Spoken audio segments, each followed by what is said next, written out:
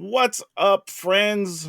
Welcome to Color Magic, your Magic Gaming podcast where we talk about all types of issues that affect gamers at and away from your gaming tables and computers. We are at episode 272. That seems like so many, but I still have the same guy I've had riding shotgun this whole time. Brian Sonic, how's it going, man? Not getting rid of me at this point. It's an institution. We're going to have to file official papers and a divorce decree. Right? Fight over who gets the dogs and the cats and Man, all I that got to stuff. tell you, if people aren't on Blue Sky, you really should be. Like, the engagements on Blue Sky are way more per post than they have been over on X. I thought you I were about think to say if everybody hadn't gotten divorced. I'm like, where's it going with this? no. Like, I hope people aren't having to get divorced. But no, I was thinking about this the other day because, like, I have about a third as many followers on Blue Sky as I have on X, Twitter, whatever we're still calling that. And The honestly, dumpster fire is what I'm calling yeah, it. I have way more interactions on Blue Sky. It's been way better, way more positive, way more interesting discussions, people asking more relevant questions, which leads me to believe that an even larger percentage of my population on Twitter has been bots, as I suspected. But I don't know. I'm hearing the same thing from other people too, though. So good start over there. If you haven't set up an account, you probably should and go follow us over there. Speaking of which, another place you can follow us is Patreon. You can go to patreon.com/colormagic. You can support the show and get a shout out just like Michael Thompson. So thank you for being a patron, bro. And man, that's going to lead us to our first story here. And I got to say, we have had tons of stuff over the last couple of years. Everybody's saying Wizards is doing this and it's killing the game. And people are leaving. And there's no way they could be making this much money on Magic or whatever. But I'm telling y'all, with all the retailers I talk to, distributors talk to, whatever, Magic is still selling through. Because one of the big assertions from people I've heard, rumored, and I'm using quotes for those of you that are just listening and not watching, is that, oh, well, Wizards are just shoving all the stuff on distributors so they make the sale and their numbers look good, even though the stuff hasn't sold yet or whatever. I get how that logic would make sense in some cases, but I can tell you there have been retailers panicking because they can't find enough foundations even. Right? Some of them are just getting restocked at the distributor and they're already selling it out, already have like pre-orders for it going back out to stores. Innistrad Remastered. To be fair, the last couple of remastered sets weren't great. So I get how people thought this was going to bomb, but it actually has not bombed. It has been very good. And I have a theory on that, though, that I was looking up this the other day, and I want to get my numbers right here. But I was thinking about the number of sets that were covered in each of the successful and failed remastered sets. Okay. And in the successful one, the first one I believe was Time Spiral Remastered, it only covered a couple of sets.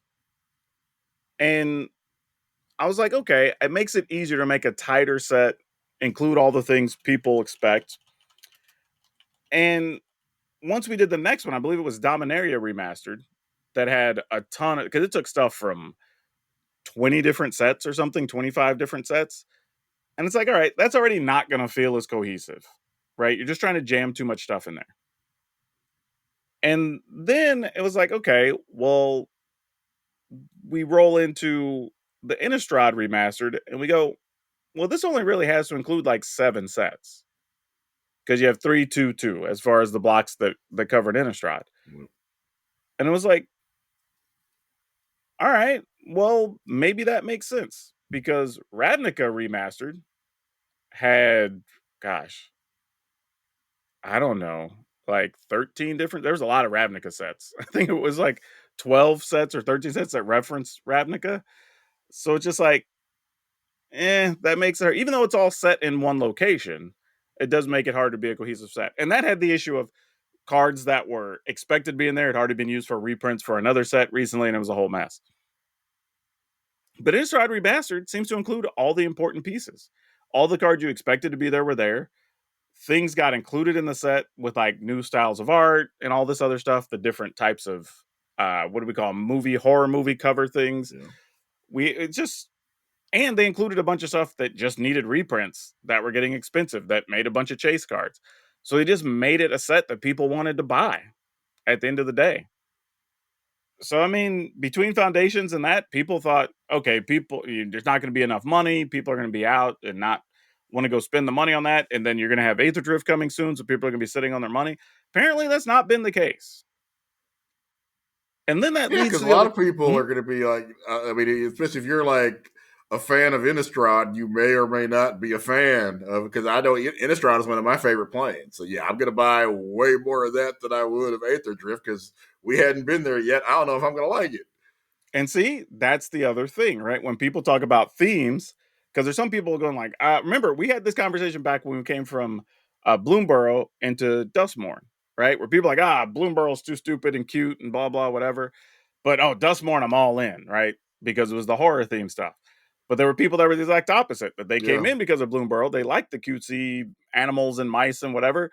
But then we're like, I'm not really feeling the vibe of Dustmorn, right? But both sold very well.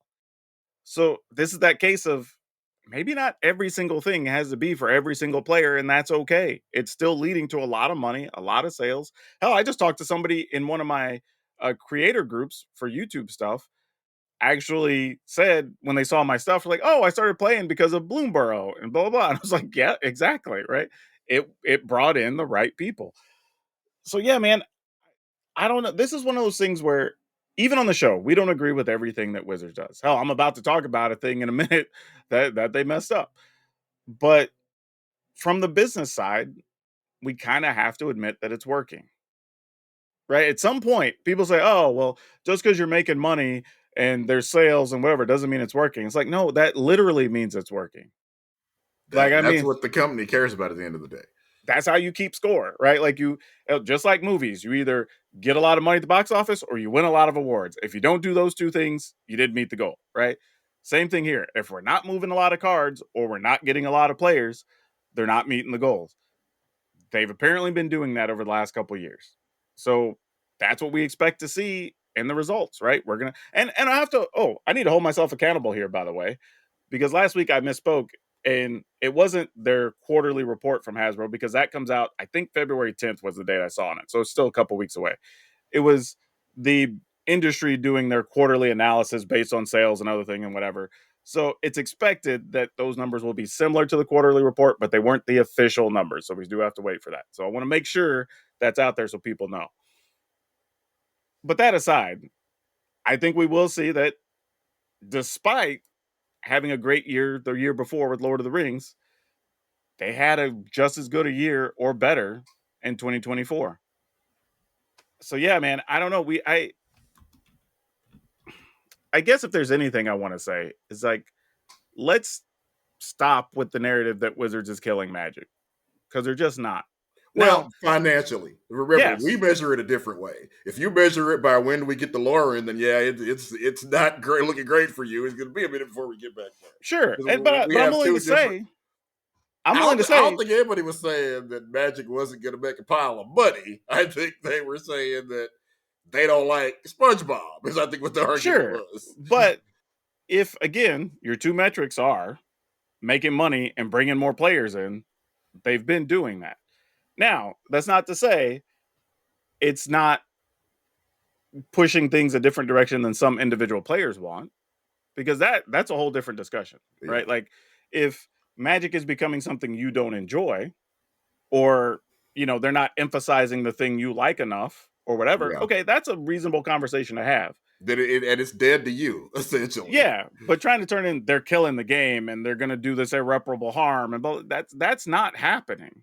Like Again, that depends on what you value. If you value money, then there's no argument. If you I mean, value, the lore and the theme, then yeah, you would have a different set of arguments. sure, but I don't think that's irreparably harming the brand. I think it's just making it a thing you don't like. Which And again, I'm okay with that. Like that's a real depended on discussion. how many people got in, because they liked wizards and dragons. Sure. Millions of people. But we've been hearing that for hell, I guess they've been doing secret layers and stuff for what, 5, 6 years now? Because they started the beginning of the pandemic doing this stuff. If you're still here complaining about it, well, they obviously didn't lose you. You know what I mean? Like this comes back to our keep griping, but if you're handing over them dollars, ain't enough going to change. So yeah, this is a wild one to see just at the retail level, the people scrambling to get product, making sure they have stuff on time, having extra pre-orders, people being excited that a wave of foundation product was showing up again this week for some of them to get, because they've been out. Like, So that's the conspiracy theory I'm pushing, is that the reason these sets are doing well is because these are their traditional Magic sets. If you don't buy this, it might be a minute before you get your wizards and your dragons and your things that you really love about Magic. So that could be a thing that's happening. If but you have again, no, but if it works and people are buying stuff throughout the year, because yeah, again, we've said before, you might be the only person who buys these couple of sets. You may not buy Final Fantasy when we get to it. You may not buy the Spider-Man set, right? But you'll want to buy the stuff when we do Tarkir again, right? So right, now you've saved up money because you're going to go hog wild on Tarkir at the end of the year or whatever, right? Whereas other people that are just being introduced are fresh. They're coming in with deep pockets like, hell yeah, I'm going to buy all the Final Fantasy stuff I can get my hands on. yep. And they don't have to worry about getting money out of you all year because they're going to have somebody to fill that void from April to September. I guarantee you that with the big And sets that are coming. that literally may be the long range goal, where whatever property in the world you like, at some point during the year, Wizards will get some of your money. That's exactly it. Because if you think about it, if they want to put stuff out all year, basically a new product every other month, right? They can't sell stuff to you all year and hit their max numbers. Like they just can't. The average person or player probably won't have the money to go drop $300 to $500 per set. We'll say 250 a month. We break it down, right? Right. Every month on Magic stuff. A bunch of them just won't. But you can maybe do it in February and then do it again in July and then do it again in September. You know what I mean? Like you might be able to spend 750 ish or maybe even 1,000 throughout the year, but you may not be able to spend $1,400 or whatever, Yeah. $1,500, Or right? you end up buying a little bit of the thing you didn't think you were gonna like, and like, oh wait, Aether Drift's kind of cool, and you end up buying Mm-hmm. 250 you didn't think you were buying. Yep. Is that first hit? Like Right. just let me just get a couple of packs and see, right? So yeah, it's a tough one, man. I do genuinely sympathize with people that if you got into it and this has been a hobby and it's been part of your life for hell, for some people 20, 30 years, and it's just turning into something you don't want, like I get it. I understand why you're upset and frustrated, whatever. But when you're saying they're just killing the game, like you sound a little silly. Like, let's have an actual argument about what it actually is. That like they're making it something that you didn't grow up with. Like, that's a real discussion to have and reasonable. Honestly, we can do that. But like I said, just seeing how much some of these local game stores are making, seeing how like the activities of people trying to get the recent products and whatever they're doing is working. As I mean, throughout the chain, it's working. And people obviously are already looking forward to Final Fantasy and Spider-Man. Like that's a thing already. Maybe we should be like the Phyrexians, like you're not killing the game, you're completing the game. You just look away and it kind of becomes something completely different. But That's not wrong. I mean, like seriously, there's something to that. But all right, man, let's get into the soapbox a little bit because this does relate to a thing that WotC did mess up this past week. There was another issue that involved the artists, but this time from Wizard's side. And this kind of, when I saw them put this out, this put me kind of on two sides of an argument here. And I hate being that person, but it makes sense to me how it happened, right? But basically, the issue was that they attributed the wrong art to the wrong artist. And I had to look up here to make sure because I want to get it right. I'm looking at his ICV2 article. But there were it looks like two Japanese artists slash studios that they work with.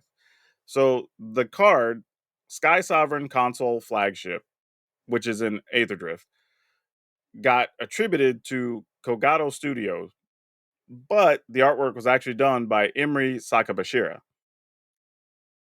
Now, the thing that is really bad here is that as far as I can tell, using Scryfall and whatever, I think this is the first piece for each of these artists or studios, people, partners, to actually have artwork in Magic. So that's tough because if their stuff is good and people like them, this is kind of part of how these artists build their brand, right? That they can point to stuff that they've done, or people see them for the first time and go search out the rest of their stuff. So that's a little tough when that's your big break and then that doesn't show up. That's going Yeah. to hurt a little bit, especially maybe not as much for the studio because they got extra credit, but for the individual artists, it's going to suck for them. Yeah. But the other part of that too is I was thinking credit to whoever's job that is at Wizards or team because it's kind of surprising this doesn't happen way more often. Right? Because I was thinking about it like the fact that they put out I don't know at this point damn near 3,000 cards a year it feels like is like unique cards or something. It's a ton, right? Between all the commanders decks and everything else. And some of them, not just that, a bunch of them have like individual art that has a different artist than the original piece had and there's all kinds of stuff. It's kind of wild that we don't have this happen more often. Like honestly on a lot of levels that a bunch of stuff just doesn't get mixed up like the wrong art with the wrong card name or something or whatever because it feels like with this many pieces like at most jobs if you were trying to handle this many individual projects constantly somebody would mess something up it feels like and the fact that we maybe only hear about this a couple times a year it's kind of surprising. I don't know who should get credit for that, just a thing, but yeah, this is tough, right? When it's a new artist or a first time person, and I'm assuming that's the case. I couldn't find anything from them that they've done previously, so maybe my searches were bad or Scryfall wasn't updated or whatever. But if it's the case, that is a real tough issue because I could see a situation where I'd be super excited to be like, Yeah. oh man, I finally got through. I'm a big fan of Magic. Like they're reaching out to, you know, I'm assuming Japanese artists based on the name, Yeah. right? And you get to be involved, and then you're like, yo, why is my name not on the card? Right. Like you know what I mean? Like, why? Well, I obviously did this artwork. These other people didn't do it. Like, how is the studio getting credit instead of me? Like that would be a feel bad. You know what I mean? Like that's a rough one. And there's nothing you can do. I mean, they put out an official statement. You know, so it's not like they're just letting it go. I mean, they did post a thing publicly. But yeah, I don't know what else you do in that situation. And I will I say that there are going to be a lot more stories written about this artist than would ordinarily be about a typical Magic card because most Magic cards, the only story they get is when they're previewed a lot of times. And then, then after that is because it becomes basically where does this card fit? And usually when you talk about where the card fits, you don't even mention the artist. So they're actually that getting is a lot more ink than they would traditionally get. You know what? I hadn't even thought about that. That's actually a good point. That because of the error, this artist might get more attention. Like people might at least go, "Hey, let me Google search who Yeah. Emery Sakashibashi is or whatever," and just be like, "Oh, maybe I like this artist or this artwork or some other stuff they've done." Where they wouldn't even like if everything had gone normally, how many people wouldn't even bother to look up the artist and their name? Because honestly, when you think about the amount of Magic content that gets created, I'm gonna get and it's a shame because the art is so important. But I'm gonna guess the majority of the content, probably it's like 70 to 30. The majority of the content is not content that really talks about even the art or the artist. The majority of the content is talking about, hey, what does this card do? Where does this card go? How much money Yeah, do people win with this card? yeah, or how much something's worth. Yeah. So I get it, but yeah, I was just looking to see even what this artist has done. And their art style is actually pretty sweet, but definitely unique and different. Not the typical thing you would expect to see on a Magic card, which is actually kind of cool. One of the things we do get with all these different variations of things and whatever. But yeah, I don't know really what we do with that information. It's just a thing that's out there. But again, it's kind of the stuff that happens when you're putting out so much stuff at one time that eventually somebody's going to have a bad time because of it. Is this Yep. world ending? No. Like everybody's going to be fine. And like you said, possibly this artist gets more press because they messed it up, which could be a benefit for them too. So I don't know. But yeah, just if for as much as we said, hey, everything's going well with Magic and they're selling a bunch of stuff and retailers are making money, this is kind of the other side when you're trying to run so many things out all the time. But all right, what do you got?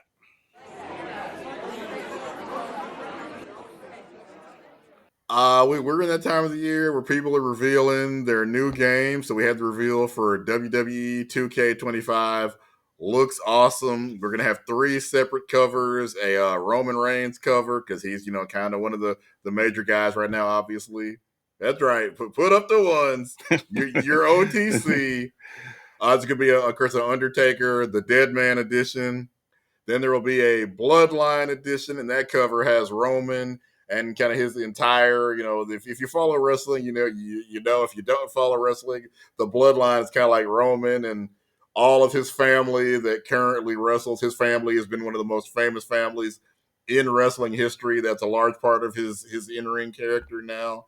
And just in terms of how those of you that are old heads like me and Daquan, wrestling's depiction of not just Samoans but all minorities has not always been the most favorable, and that's putting it generously. Hey, I think Junkyard Dog and Coco Beware just entered the chat. Right? I'm talking about for decades, all black and all Samoan wrestlers had impenetrable heads, and it was just known. Especially, Everybody knows you don't headbutt a Samoan in wrestling. Them's the rules. and yet the heel would always do it at some point during the match, just to remind you that the wild Samoans have impenetrable skulls. We're talking about Umaga was like what I want to say late 90s, early 2000s. Yeah, Umaga was probably until like 05-ish. Yeah. And even he was essentially a mute savage who had to be ordered around by somebody else. Yeah, him, Kamala the Giant, And by then, the country's demographics changed. It was probably not uncommon for you to actually, at this point, know a couple of Samoans and know that, they wear clothes. They are civilized. Dude, that goes back to like Hakeem the African Dream wearing the dashiki and being a dude from like West Jersey or whatever. And even from, so like. So it really is, we talk all the time here about how representation really matters. And that is so much of what Roman's character now is and what the Bloodline is and how it's just a whole difference in the way Pacific Islanders and Samoans are treated in the sport. Because, again, they are not mute. They are not savages that are uncivilized. As a matter of fact, Roman and Solo Sikoa often win by not overpowering, but actually outwitting their opponents. They, play their opponents against each other. In many cases, they even play their allies against each other, and they're the ones that end up standing at the end. So Roman is doing a lot of interviews that talk about how important it is, because this is, not what he saw growing up. This is not, like me and Daquan talked about, Junkyard Dog, Coco Beware. This is not what any of us saw from the minority characters and the female characters. The stride last year was about all the strides that women's wrestling have made, because it wasn't treated the same way either. There were a whole lot of bra and panty matches. Like if we're talking from like 99 to about 09, like the Divas era, like women's wrestling essentially was not wrestling. It was a bunch of cat fights, lingerie matches, just all kinds of ridiculous things. And thank God the product is changing and the video games are reflecting the way and also another thing for WWE 2K25, we are going to have intergender matches. I think this may be the first time the series is. I know it's the first time I've seen it in a very long time, certainly. Because you think about it, it's a fighting game. And in every other fighting game, the men fight the women on equal standing. If you play Multiverses, Wonder Woman obviously can fight, Marceline from all the characters from Adventure Time are in there. And again, they're equal to the men. Wonder Woman obviously will F you up. It's Wonder Woman. Wonder Woman's like a 6'6" Amazonian, whatever, anyway. So, But Street Fighter, if you play Street Fighter, Chun-Li, same thing, will F you up. So finally, in WWE 2K25, we're going to get intergender matches again, putting the women on the same footing as the men. But let's be honest. I wouldn't fight Rhea Ripley. There's a lot of dudes on the roster that couldn't Nah, take dude. Rhea Ripley, Like and we know this. for real, Rhea, Bianca, hell, Zoe Stark, Right? Naya. Shayna Yeah. Baszler. There's at least a good 7 or 8 of them that I'm like, nah, they could whoop me. Like Right.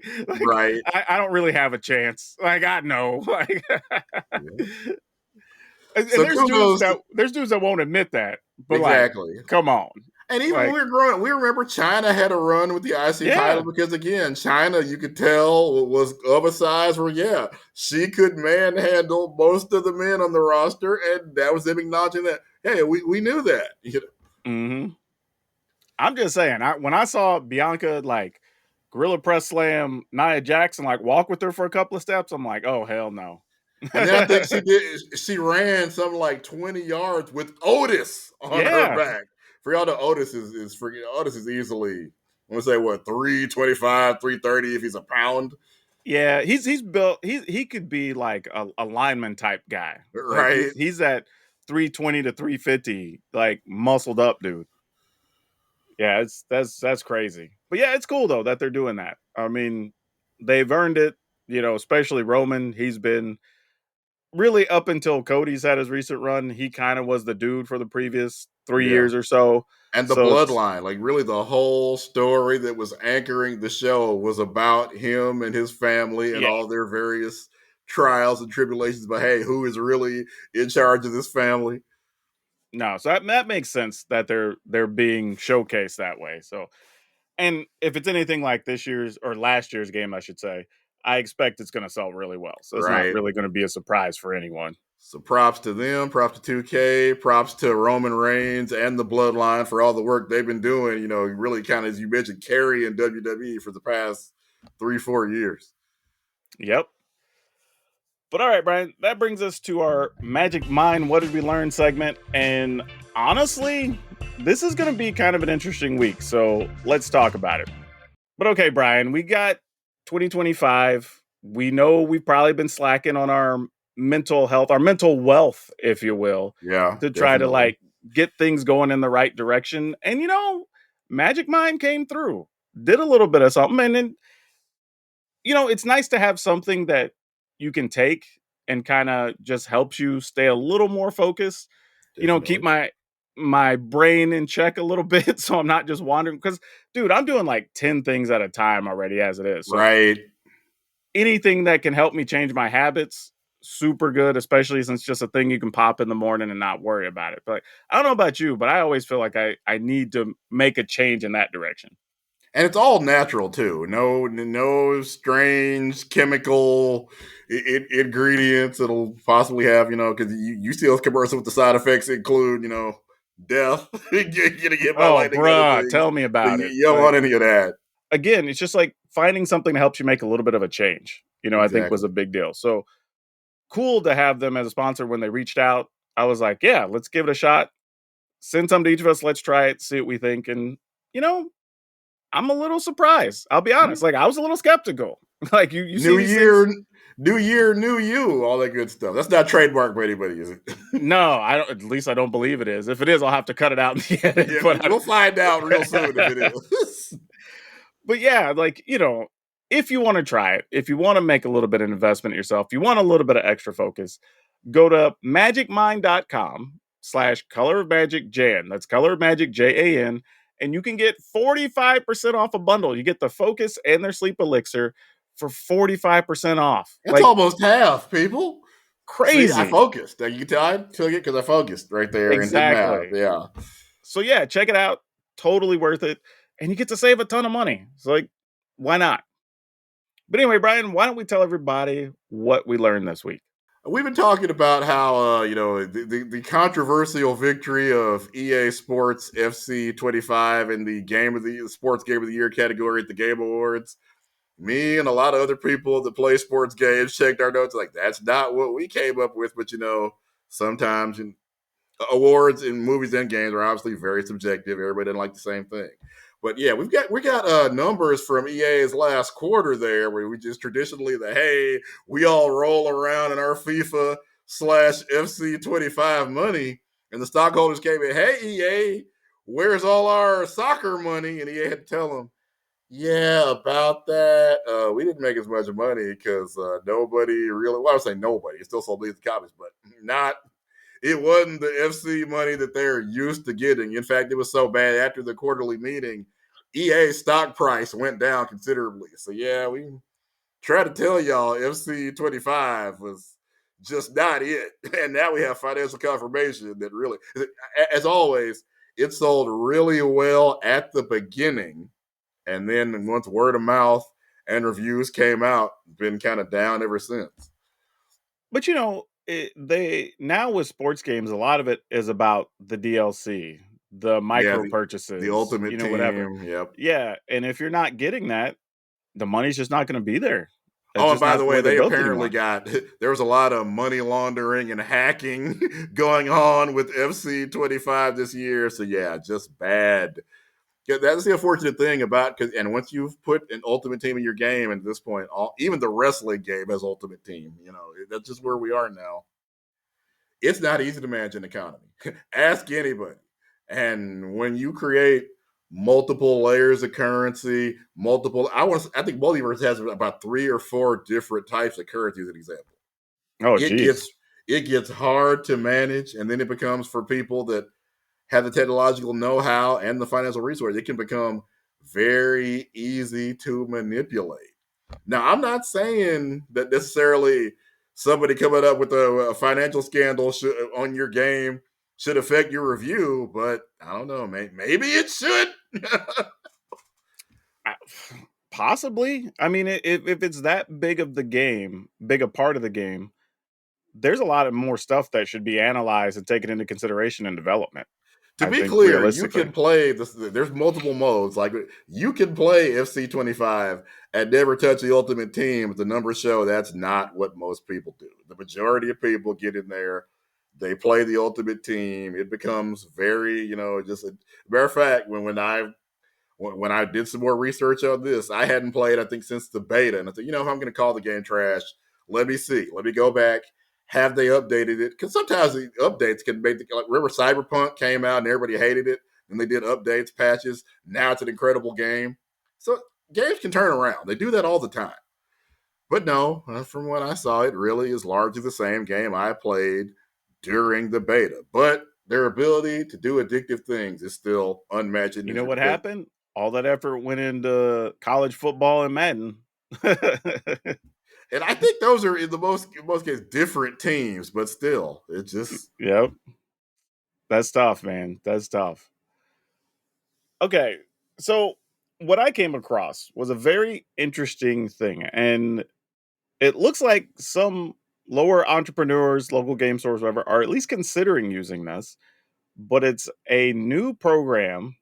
It uses AI to identify shoplifting in real time, which is kind of wild to even think about.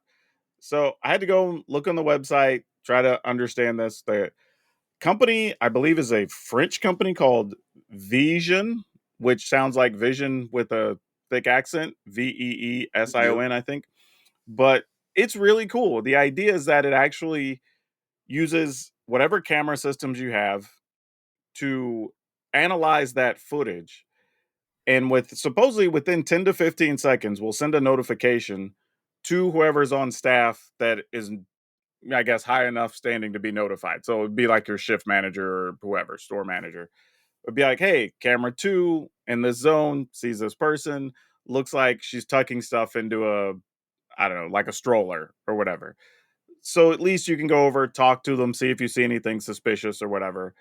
But it identifies when people are putting stuff in weird locations, if they're sticking it in a jacket or in a backpack, if they look bulkier than they were a few seconds ago.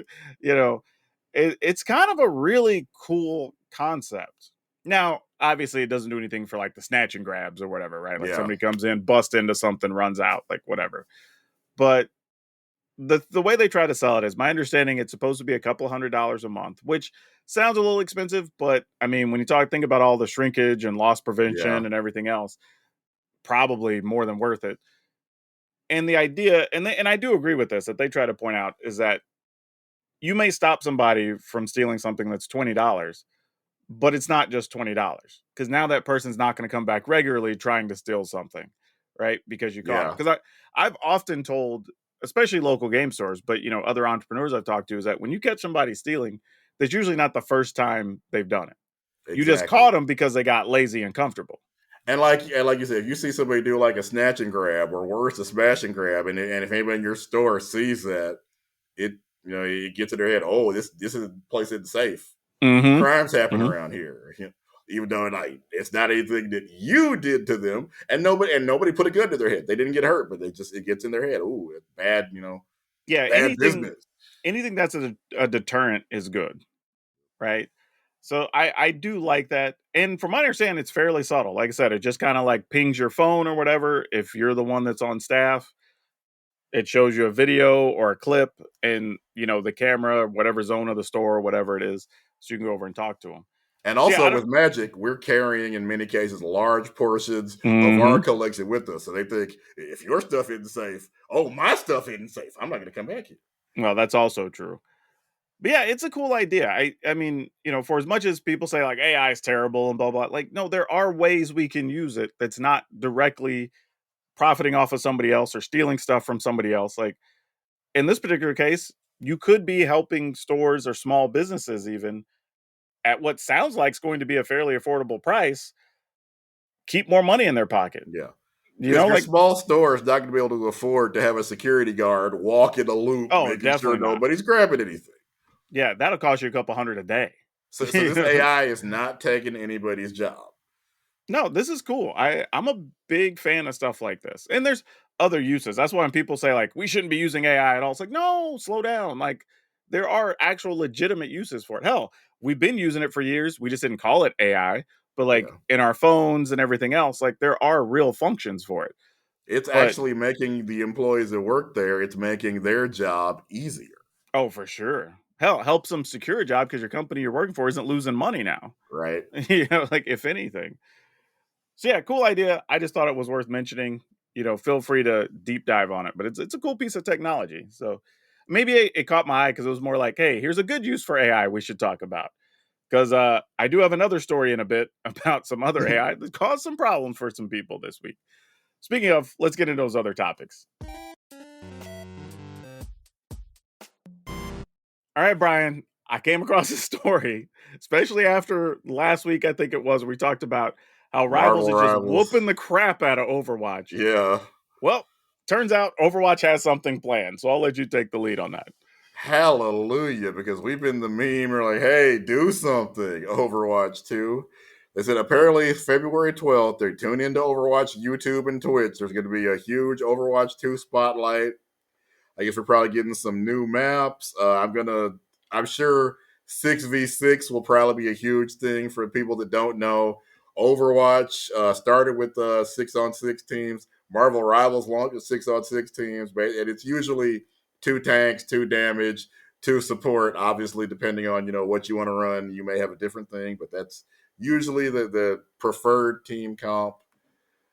So hopefully they're doing something. That's kind of what the rumor thing is, that surely 6v6 will be back, because when they launched Overwatch League, they realized that, especially for somebody that's never watched Overwatch before, all the explosions, all the teleportation, all of it, it becomes very difficult to follow. So they went to 5v5, but obviously Overwatch League is less than 1% of the people that played the game. So we all had to go 5v5 because it was in theory better for Overwatch League, which essentially went bankrupt. We're still on 5v5 in Overwatch 2 and have been, because at that point they just, I guess, designed Overwatch 2 that way. Didn't feel like going back. But Marvel Rivals launching with 6v6, yeah, it just feels like that's really the preferred way people want to play the game and enjoy playing the game. Because if you're out there as one tank or one healer, sometimes it's just a rough life. And and with only 5 characters, you're forgoing one of those, because there's always going to be DPS. There Yeah, has yeah, never yeah. been a shortage of people that think they're the hard carry, whether they are or not.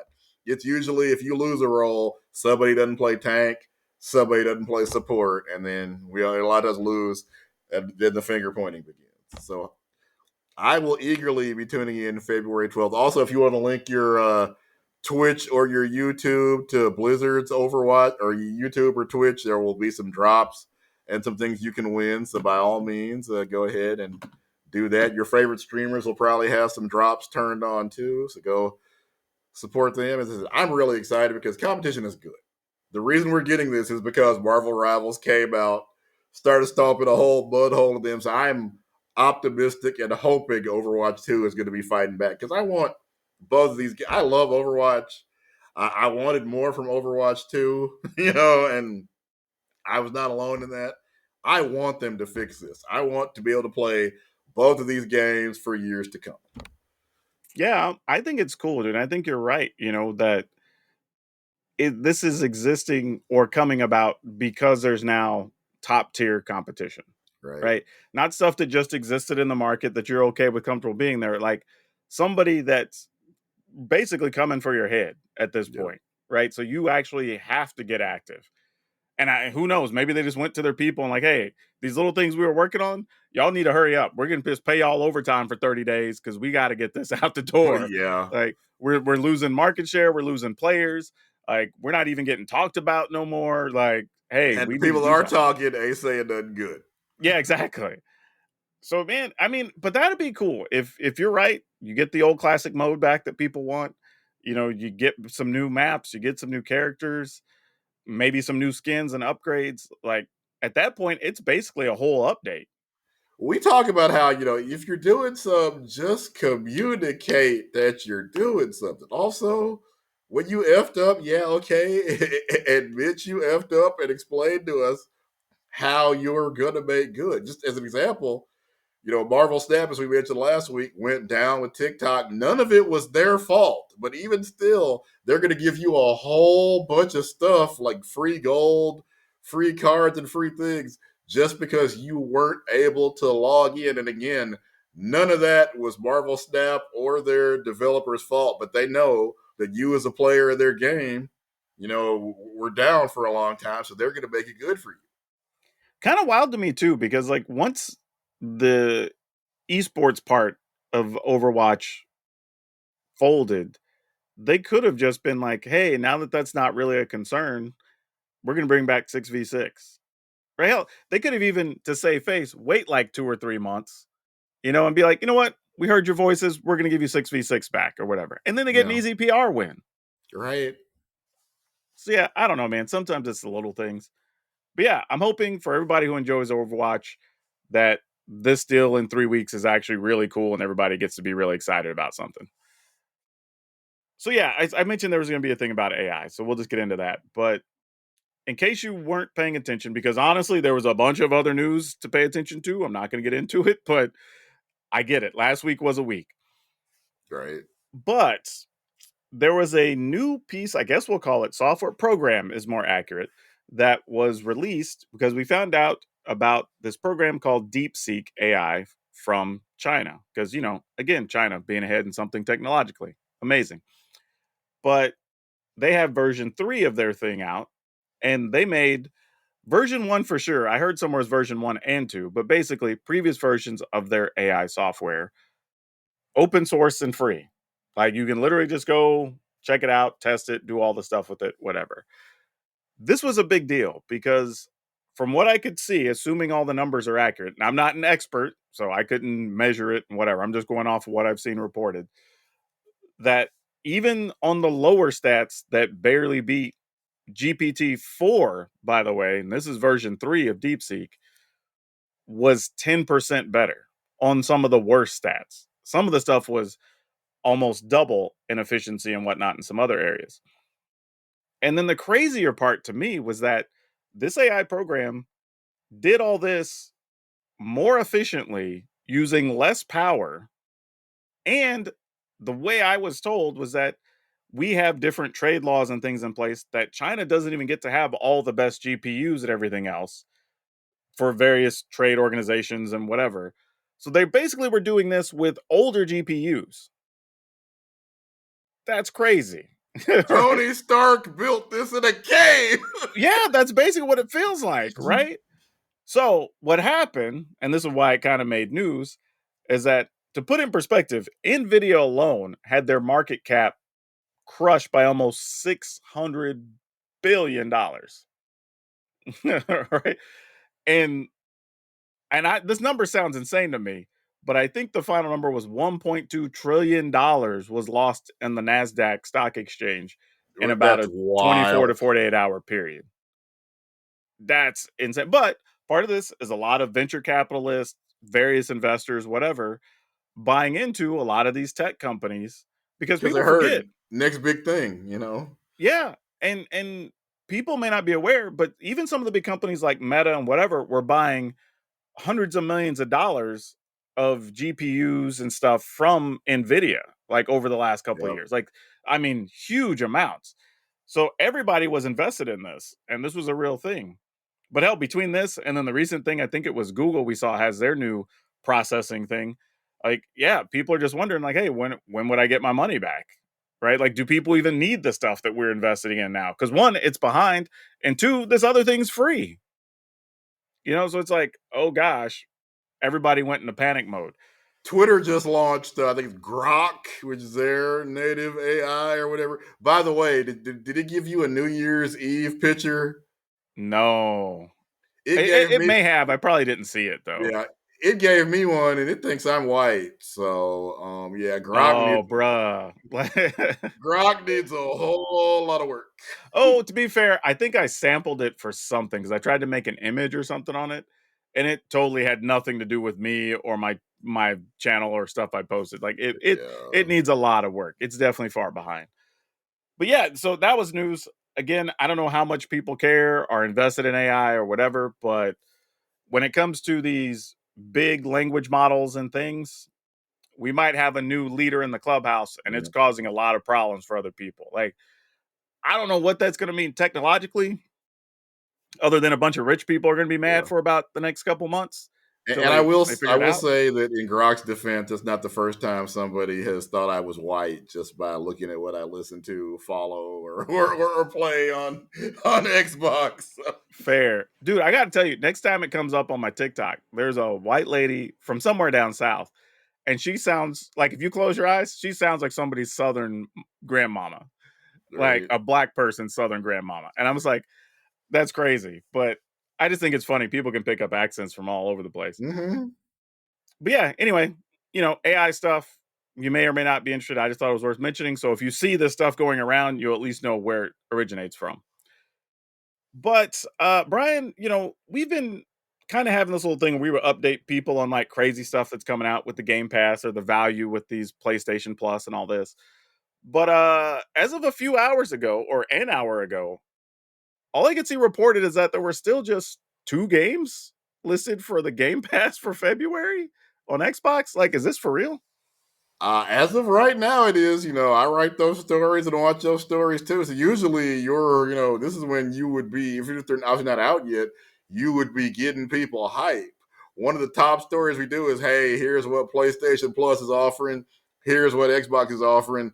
Yay or nay, good or bad. So yeah, usually we know way more than now. And also, I just found out that, and this is totally will be a March release, I think, but whenever MLB The Show 25 comes out, it ain't going to be one of them. For the past few years, Microsoft, it's made by Sony, obviously, but it still has been a day one release on Xbox. And of course, it's been free as part of Xbox Game Pass. Totally not free. You pay, I think, $10 a month for Game Pass, but you know what I mean. It's like Netflix. You pay $10, you get all these things. So yeah, MLB 25 will not be on Game Pass for free this year. So yeah, I don't know what's going on over there at Microsoft right now, but That's crazy. Because I pretty much, and I don't even actively like play a lot of their stuff, but I'll even see the news like, oh, there's these like 10 titles, there's right? 25 titles, these 15 titles. So to find out that we're a couple of days away from February and people know about two, and one I think was Crash Bandicoot 4. Yeah, which I think is a re-release, I believe. Yeah, so I'm So just it's like like, a game and a half right now. yeah, so I'm like, is this got to be a little worrying because Game Pass is one of the things that people were excited about on the Yeah. Xbox of like the whole reason they have them. So, And I do want to say, I don't want to be that reporter. I think there's still probably 100+ games on the oh, service. sure. You have probably not played or beaten them all. God knows I haven't. But yeah, usually by now we know way more about next month's games. So we'll keep you posted next week if they all of a sudden drop 10 games on February 2nd. We'll tell you. Yeah, exactly. It might be a surprise. Here's 20 games, right? Yeah, if you're going to be going to MagicCon Chicago, feel free to check out the website. They did start listing all the guests on there. However, a bunch of the creators that will be there are not particularly listed. I don't know why, but they all there. I'm also one of them. We have been assigned meet and greet times and everything else. So you may want to go follow your favorite creators online or go send them a quick message if they're going to be there and you're expecting to meet them. So you know what time, because not everybody is showing up on the website. And it's not like a few people got left out. There's a significant number not on there. So I'm guessing it had to do with different departments not talking or something or whatever. But just something to be aware of, that if you're going to go and you want to meet some people, make sure to check in to find out. But that brings us to the dinner table. And this one's actually pretty easy. This is a fun one, Brian, because I don't know what your answer is going to be here, but what, especially when it comes to nerd products, what game or product or nerd related thing are you looking forward to in 2025? Ooh, there's a lot of them. I had to pick, I guess, probably just one and be Fantastic Four First Steps because we're finally going to have, Mm, a Fantastic Four movie actually done by Marvel, who, for the most part, there's a couple of Marvel movies I'm not crazy about, but for the most part, the movies they have done have crushed it. The Fantastic Four movies Fox were doing were an abomination, which is why we're hoping. So far, looks like they got it right. The casting looks incredible. The trailers have been great. I'm hype about this, and then of course, probably by the end, we'll figure out how they end up in the mainstream Marvel universe, and we might get a teaser of how Robert Downey Jr. becomes Doctor probably. Doom or whatever. Man, you know what? If they could just keep the Silver Surfer technology they used, Yeah, I'm cool. Because that still kind of holds up today, which is right. crazy because that's a long time ago when that And came it's out. about the only thing from those movies that does. Yeah, because hell, what was that? 15 years ago now or so that Easily. that came out, and just like, man, it still looks good. So it's like, let's do that. Like, Oh, but by the yeah, way, Silver Surfer's female. Get over it, please. oh, that's fine. Whatever. It's whatever. It's a Herald of Galactus. It's an all made up thing anyway. As for what I'm looking forward to, because like I was sort of in your space at first, because I was like, man, having this little break and getting like the reset on Marvel and figuring out where we're going to go with the multiverses and if there's going to be anything with Kang or are we just going to lean on Doctor Doom or whatever. Like, I'm kind of interested to see where that goes. So I'm kind of halfway there. Also, and some people are going to hate hearing this, but like, I kind of want to see how big the Universes Beyond sets are going to be this year for Magic. Like, we know they're going to be big, but I'm like, Yeah. these are two like top tier licenses for nerds, right? You figure if Lord of the Rings made that much money, let's be honest, other than the TV show that virtually nobody watches, there wasn't really another Lord of the Rings product out to get you hype. Marvel there's not a month they're not dropping Yeah. a million comic books, a movie, video games. They're everywhere. So, And that's what I'm thinking. Cause like I said, I mentioned before, the Final Fantasy thing is going to do huge in Japan. No doubt yeah. about that. And you have tons of cross promotional marketing opportunities with Spider-Man here in the US. So just like, man, and I'm hoping they do well because these could also be a cool windfall for your local game stores, Yeah. like creators. Like this could be a real banger time going into the mid to late summer for everybody. So I'm crossing my fingers and hoping those live up to the hype. But with all that being said, Brian, why don't you show everybody where they can find you on the social media machines? All right, you can read all of my various writings about all these things I just talked about and a million other things at App Trigger, and App Trigger is also on the Facebook. And you can find me everywhere at PowrDragn, PowrDragn, mostly posting on Blue Sky as far as like text stuff these days, or text, I should say, if you want to find me there. But putting up a ton of stuff on YouTube, and then we will be covering a lot of things on Aetherdrift. So follow me if that's your thing. But as always, wherever you are watching or listening, good morning, good afternoon, good evening, and good night. Please remember to take care of yourselves and your family, especially with everything going on right now.